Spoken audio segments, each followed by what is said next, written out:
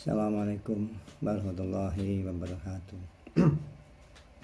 Dulur-dulur, akhir-akhir ini Pak Dahlan jadi heboh karena ada beberapa potongan video yang menimbulkan berbagai sinyalemen dan tentunya bisa menimbulkan pro dan kontra dan positif dan negatif. Ketahuilah dulur-dulur bahwa Pak Dahlan Iskan itu seseorang yang sudah punya zikir. Orang yang punya zikir tidak akan menyembah makhluk. Ulangi lagi, orang yang sudah punya zikir tidak akan menyembah makhluk. Karena Allahu Somadnya sudah mapan. Allah tempat bergantungnya segala sesuatu. 3 alat yang berhodam atau patung yang punya hodam, itu hodamnya akan hilang. Jadi mohon maaf, jadi siapa yang punya patung hati-hati, jangan beli Pak Dahlan kan nanti hodamnya hilang. Nah, itu yang jadi saya ulangi lagi, orang yang sudah punya zikir tidak akan menyembah makhluk. Terus yang kedua tentang Pak Dahlan ikut lembaga sosial. Terus ada tuduhan mungkin dia ikut. Saya begini, Gus Durian itu banyak orang yang di dalamnya, ada Nasrani, ada Hindu, ada Buddha. Pak Gus Durnya Muslim. Apa ya seorang yang ikut Gus Durian jadi Muslim semua? Tidak kan itu. Jadi di Gus Durian itu dia bergerak dengan cita Gus Dur sesuai yang diceritakan. Dia tidak akan jadi Muslim juga kalau nggak dapat hidayah. Yang kedua. Yang ketiga, ada beberapa elemen karena Pak Dahlan ganti hati orang Tiongkok atau orang Cina. Maaf dulu ya, yang buyunya Pak Dahlan itu udah tanam saham lebih dulu. Jadi di pesarian atau kuburan pesantren kita itu ada salah satu nisan kuburannya orang Cina. Boleh dicek, nanti videonya ada, bahwa zaman geger itu dia diselamatkan di pesantren namanya Chan Sutra. Itu geger tahun berapa yang jelas waktu geger, jadi dia diselamatkan di pesantren dan hanya satu-satunya pusara Cina yang ada di pesantren itu. Ribuan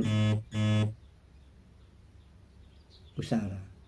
Jadi Pak Dahlan itu membuktikan bahwa siapa yang tanam pasti ngunduh. Mbah kita nanam nolong orang Cina, satu-satunya yang di pesantren itu, entah peran dari mana. Akhirnya cucunya juga ditolong orang Cina, sebaliknya begitu. Jadi kok setelah ganti hati ganti tapi tahu enggak. Jadi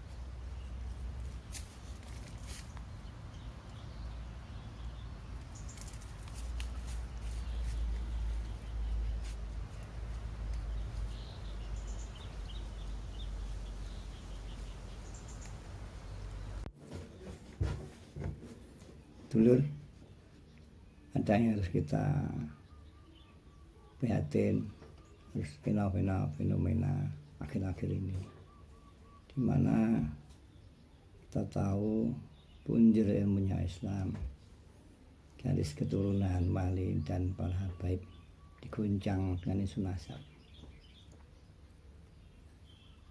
Tidak lama lagi berkaitan akhir-akhir ini juga isu besar menyangkut pelecehan juga kekerasan di lembaga-lembaga pondok. Tak jauh dari itu pembunuhan karakter-karakter tokoh-tokoh yang diduga dekat dengan Islam. Contoh kasus Saudara Dahlan Iskan digunjang dengan potongan-potongan video yang semestinya kita tanya kayak apa video utuhnya. Nah, untuk itu saudaraku semua, kita paham bahwa umat Islam harusnya prihatin dengan hal-hal di atas berkaitan dekat sekali, sepertinya ada settingan bahwa Islam harus diganggu. Bayangkan, kita urut aja, belum isu nasab belum tuntas, masih ramai, itu gonjang kita semua, kita diadu, kita seperti harus beradu, padahal kita suaranya jadi satu kan. Belum lama itu ada beberapa kasus-kasus lagi bahwa tokoh-tokoh yang dekat dengan Islam, baik yang tegas, baik yang humanis, dibunuh karakternya. Nah, itu umat Islam harus bersabar dan hati-hati. Tapi ingatlah bahwa Gusti Allah tidak sari. Allah akan membela umat Islam kapanpun. Untuk itu di closing ini saya harap berbagai kasus di atas jadikan sebagai tali ikat kita umat Islam untuk lebih bersatu. Kasus ini banyak berulang berbagai dekade.